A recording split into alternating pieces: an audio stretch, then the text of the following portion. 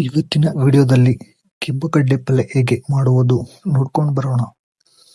Kannada SK ಚಾನಲ್ಗೆ ಸುಸ್ವಾಗತ. ಪರಮಾತ್ಮ ಇದ್ದಾನೆ ಗಾಯ್ಸ್. ಕೆಂಪುಗಡ್ಡೆ ಸ್ವಲ್ಪ ಚೆನ್ನಾಗಿ ಕುದಿಸ್ಬೇಕು.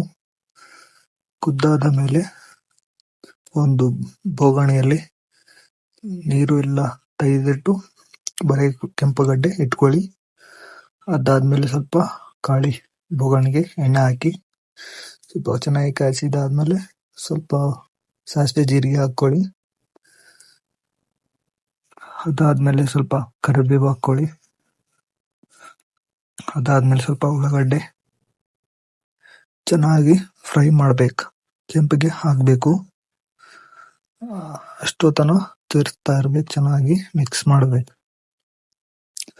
ಮಿಕ್ಸ್ ಮಾಡ್ಕೊತಾ ಇರಬೇಕು. ಅದಾದ್ಮೇಲೆ ಸ್ವಲ್ಪ ಅರಿಶಿನ ಹಾಕೊಳ್ಳಿ. ಮಿಕ್ಸ್ ಮಾಡ್ಕೊಳ್ಳಿ ಚೆನ್ನಾಗಿ. ಅದಾದ್ಮೇಲೆ ಸ್ವಲ್ಪ ಖಾರ ಪುಡಿ ಹಾಕೊಳ್ಳಿ.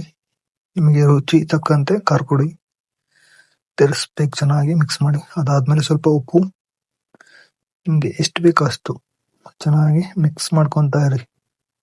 ತಿರ್ಸ್ತಾ ಇರ್ಬೇಕು. ತಳ ಹಿಡಿಯವರೆಗೂ ಮಿಕ್ಸ್ ಮಾಡ್ಕೊಳ್ಳಿ. ಅದಾದ್ಮೇಲೆ ಸ್ವಲ್ಪ ನೀರು ಹಾಕೊಳ್ಳಿ. ತಳ ಹಿಡಿಯಲ್ಲ. ಚೆನ್ನಾಗಿ ಮಿಕ್ಸ್ ಮಾಡಿ ಕುದಿಬೇಕು. ಒಂದು 5 ನಿಮಿಷ ಚೆನ್ನಾಗಿ ಕುದಿತಾ ಇರಬೇಕು. ಅದಾದ್ಮೇಲೆ ಕುದ್ದಿರುವ ಬೀಟ್ರೂಟ್ ಅನ್ನು ಅದಕ್ಕೆ ಹಾಕಿಕೊಳ್ಳಿ. ಚೆನ್ನಾಗಿ ಮಿಕ್ಸ್ ಮಾಡಿ. ಅಷ್ಟು ಹಾಕಿಕೊಂಡು ಮಿಕ್ಸ್ ಮಾಡ್ತಾ ಇರಬೇಕು. ಚೆನ್ನಾಗಿ ಮಿಕ್ಸ್ ಮಾಡಿ ಚೆನ್ನಾಗಿ ಒಂದು 5 ನಿಮಿಷ ಕುದಿಬೇಕು. ಸ್ವಲ್ಪ ನೀರೆಲ್ಲ ಇರುತ್ತಲ್ಲ, ಸ್ವಲ್ಪ ಹೀರಿಕೊಳ್ಬೇಕು ನೀರು. ಬೀಟ್ರೂಟ್ ಸ್ವಲ್ಪ ಕುಡಿತೈತೆ ನೀರು.